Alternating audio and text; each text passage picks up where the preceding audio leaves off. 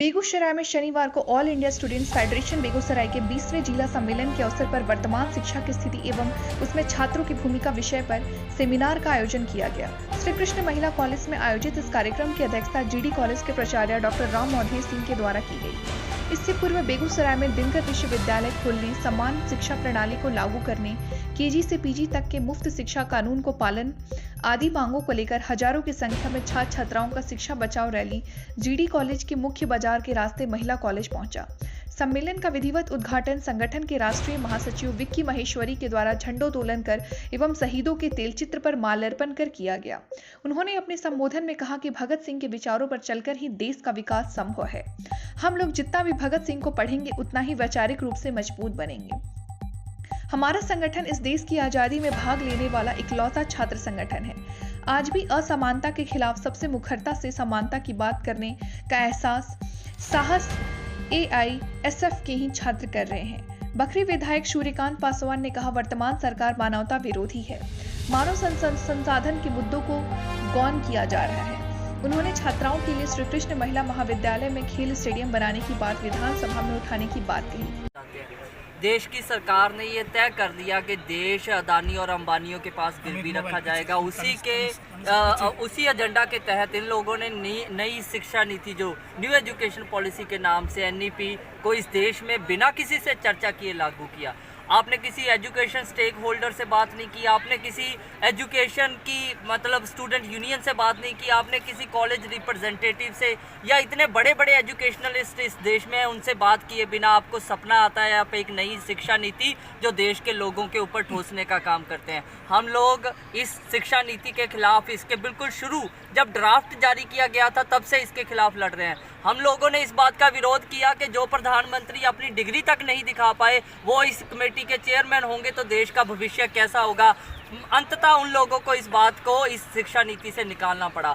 और भी तमाम सारी बातें जिसमें हजारों लोगों से शिक्षा का राइट छीनने का काम ये एजुकेशन पॉलिसी करती है, उसके खिलाफ ऑल इंडिया स्टूडेंट फेडरेशन जिसने देश में पहली दफ़ा इस बात को कहा था और आज तक हम उसी बात पे लगातार अपना कैंपेन को जारी रखे हुए हैं कि चाहे वो चपरासी का संतान हो, चाहे देश के प्रधानमंत्री या राष्ट्रपति का संतान हो, उसको एक ही क्लास में बैठ के एक जैसा शिक्षा मिलने का अवसर प्रदान होना चाहिए। किसी तरीके का डिस्पैरिटी एजुकेशन में किसी तरीके का डिस्क्रिमिनेशन नहीं होना चाहिए। और हम इसी के साथ ये भी कहना चाहते हैं, ये सरकार जो कृषियों के ऊपर हमला करने के लिए, इस एग्रीकल्चर सेक्टर को बर्बाद करने के लिए देश में 3 नए कानून लाए जिसके खिलाफ इस देश का मजदूर और किसान लगातार पिछले 100 दिन से दिल्ली की सड़कों पे बैठा है और दिल्ली को जाम करके बैठा है। हम उन्हीं घरों से उन्हीं किसानों और मजदूरों के बेटे बेटियां हैं जो आज बेगूसराय की धरती पे खड़े होके इस जिला सम्मेलन में इस बात के लिए सरकार को चैलेंज कर रहे हैं कि आपको जहां पे न्यू एजुकेशन पॉलिसी को वापस लेना पड़ेगा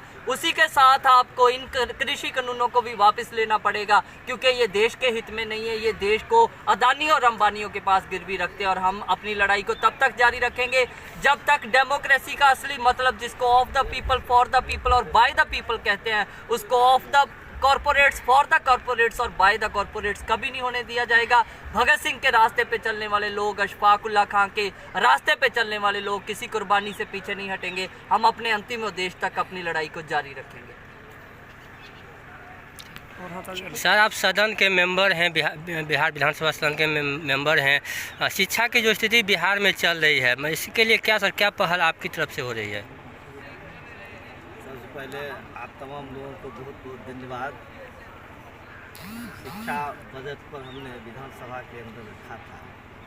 हमने सरकार से मांग किया था कि आप जो ऐलान कर रहे हैं हम शिक्षा पर ये खर्च कर रहे हैं वो खर्च कर रहे हैं, सबसे पहले हमारे देश में जो आप कह रहे हैं हम नारी सशक्तिकरण करने जा रहे हैं, महिलाओं को शिक्षा की व्यवस्था करने जा रहे हैं।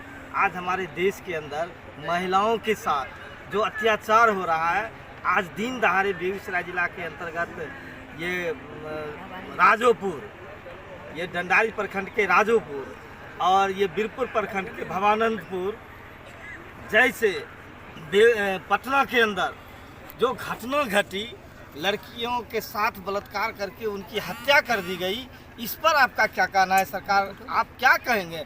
जब नारी बचेगी ही नहीं तो आप शिक्षा की बात कर रहे हैं। आप जो कर रहे हैं एजुकेशन में, जो लड़की ग्रेजुएट करेगी या इंटर मैट्रिक करेगी, इसको इतना हम पैसा देंगे। आपके पास शिक्षक है ही नहीं, भवन बना करके छोड़ दिए हैं। पूरे राज्य के अंदर 10+2 विद्यालय बना हुआ है, लेकिन शिक्षक एक भी नहीं है। आपका जो प्राथमिक शिक्षा है वो भी चौपट है। आप इस पर क्या कहने जा रहे हैं? सरकार के पास कोई जवाब नहीं है। ये सरकार है, इसको बेचो, उसको बेचो, सब कुछ बेचो, इसकी सरकार है। इसलिए इसमें शिक्षा नीति पर जो हम लोग सोच रहे हैं ये सरकार कुछ करेगी, ये नहीं करने जा रही है। इसलिए ये ऑल इंडिया स्टूडेंट फेडरेशन के तमाम साथियों के ऊपर बहुत बड़ी जिम्मेवारी है। जो ये सरकार, ये धन्ना सेठों की सरकार है, ये सारे चीज़ को निजी क्षेत्र में धकेल रही है। और हम लोग रोजगार की बात कर रहे हैं, रोजगार कहाँ से मिलेगा? ये रोजगार की बात हम लोग करते आ रहे हैं। ये भगत सिंह का देश है, अशफाक उल्लाह खान का देश है। इसलिए छात्र नौजवानों की बहुत बड़ी जिम्मेवारी बढ़ गई है इस देश को बचाने के लिए।